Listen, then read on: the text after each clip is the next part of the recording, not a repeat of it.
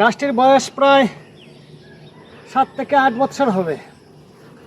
তো এত উপরে আর এখন ওষুধও স্প্রে করা যায় না, ভালো করে ফলও পাওয়া যায় না। হাইব্রিড যে জাতগুলো রয়েছে এগুলো যত খাটো রাখা যায় ততই ভালো হয়।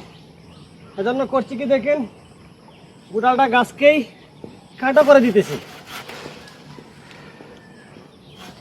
যাতে সামনের বছরের মধ্যে পরিচর্যাটা ঠিকভাবে করা যায়।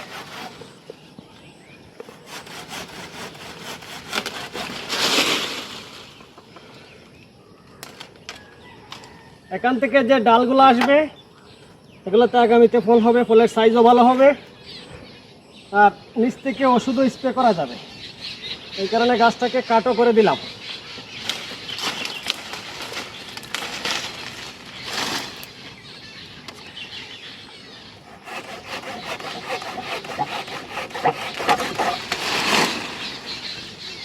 তো আর দেখেন সারাদিন গাছকে একেবারে ন্যাড়া করে দিয়েছি।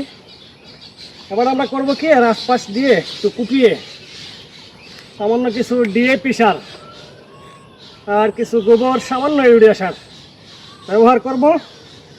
হয়তো 20-25 দিন পরেই এখান থেকে দেখা যাবে যে নতুন ডালে গাছটা আবার ভরে গেছে।